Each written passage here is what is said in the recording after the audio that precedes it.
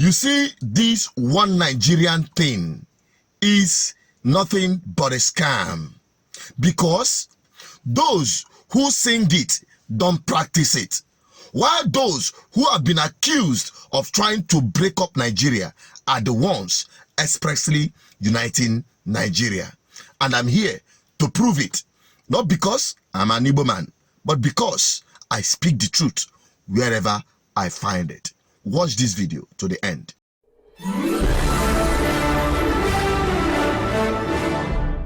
You're welcome back again. This is BVI Channel 1, where we tell you undiluted truth. It doesn't matter who's gonna be, who's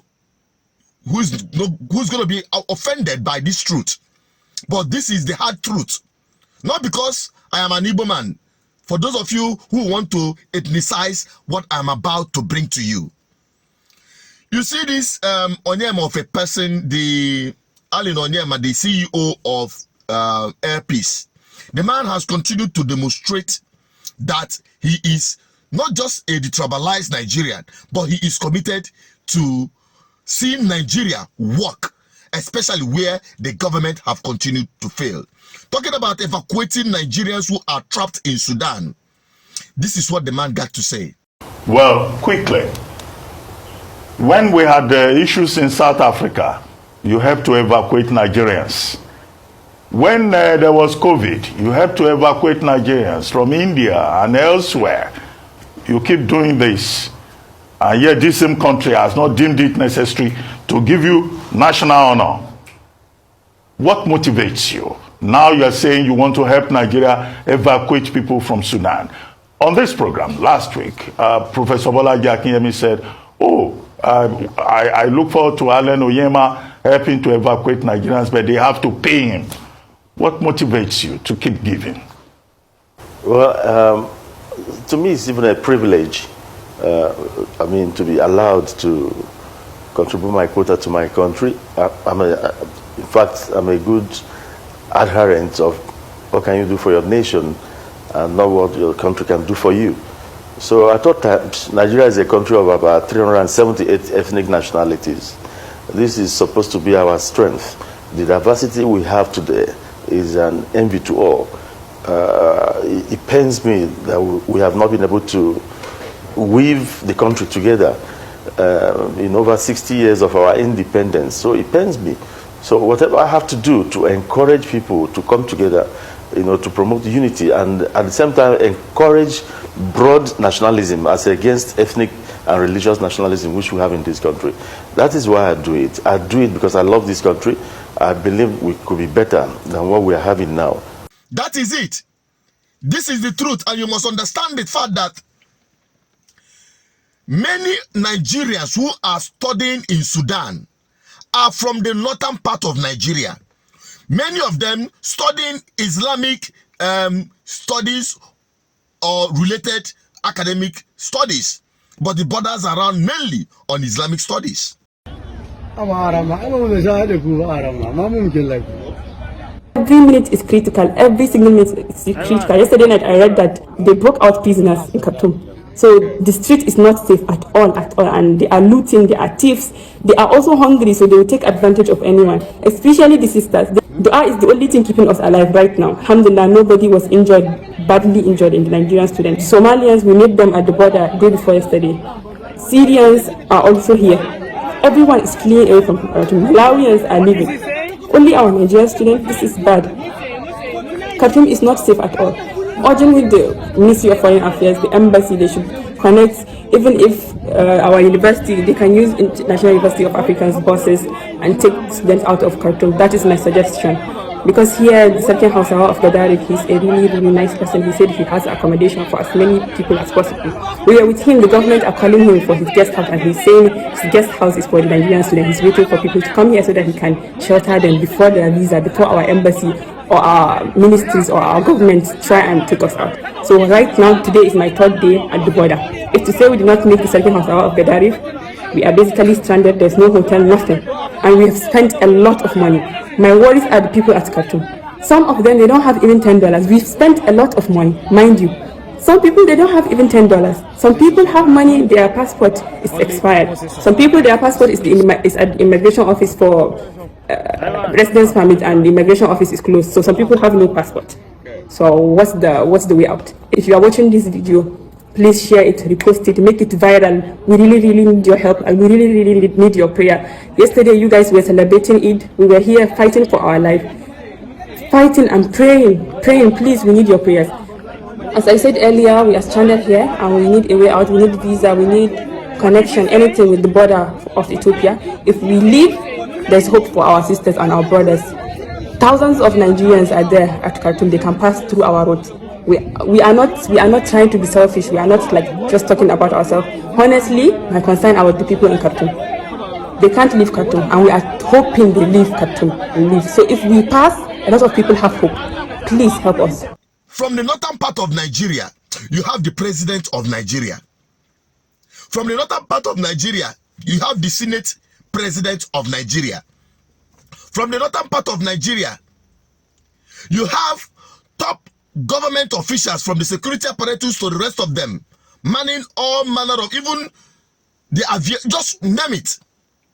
You have from the northern part of Nigeria, the richest man in Africa.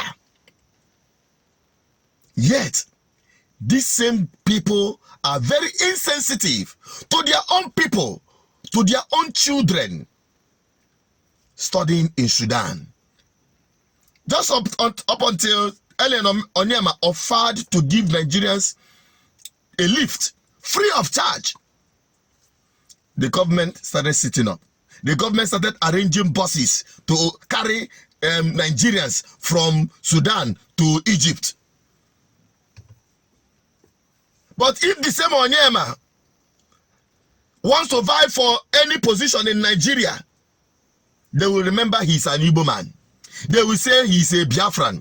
They will remember he's a Biafran, and also he is wanting to split Nigeria. Even the party in power, the so-called president-select, who had been junketing anyway, he's recovering. He's maybe recovering or still passing through the pain of what is worrying him in terms of health-wise. But why can't they send or be sensitive for once regarding the plight of Nigerian people, ordinary Nigerians? We are not talking about the Southerners now. We are not talking about Christians now. We are talking about mainly Muslim Northerners. Yet, they are very insensitive. Where is Atiku Abubakar? What did he do? What did he say? Nothing. But Peter Obi was concerned. All right, Your Excellency, you raised concern about the development in Darfur, Sudan, in your tweet. You talked about the evacuation of Nigerians there. We wanted to reiterate the need because every day the situation is deteriorating. I've said that other countries are doing it. There's no reason why we shouldn't do it. Those Nigerians there are Nigerians we have vowed to protect. Every Nigerian everywhere in the world is under the protection of the government of Nigeria. And if they have difficulty, we're bound to intervene. And we, so Nigerians, I'm also calling on those of us who are fortunate in Nigeria to also support the government in any way possible. And if you look at it, it was after Peter Obi, commentaries. Onyema also have been doing that, but I believe in that same spirit, Onyema picked it up and said, no, Nigerians, they are our people. They must be rescued. Rescued from charlatans. Not the charlatans in Sudan, but charlatans in Nigerian government positions that failed to do the needful. Because war is not a natural disaster that you say, oh, it came unprepared. War is something that brews up. Every other country have evacuated their citizens, except Nigeria. Just like this girl, trapped there. Before we started this journey, we have to go on several fighting. Can you imagine that we are stuck in this desert for 5 hours? Like we don't know the situation we have. We don't have water. Our money has finished. Can you imagine? And they said the vehicle drivers, they said they are not moving their bus. They said they are not moving their buses because they don't give them money. Which type of attitude is this one? Look at this place. We are stuck in desert. We don't even have compass. We don't know the way we are. We don't know the place we are.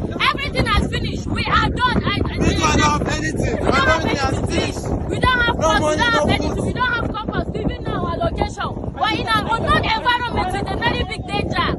Look at this place. Don't take a look at this place. Why is Nigeria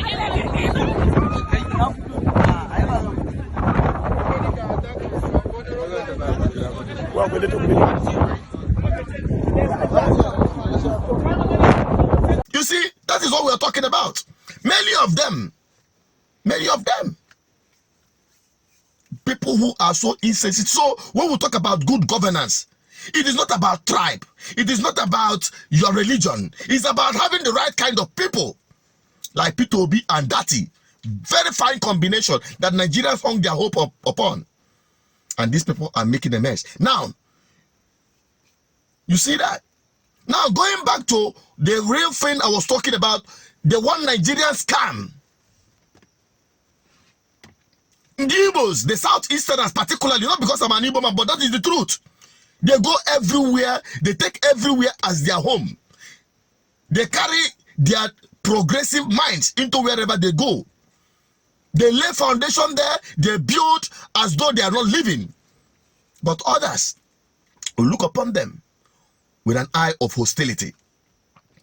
How many people comes down to Igbo land to settle? Even those who came down to Igbo land to settle, they are having the best hospitality from the people.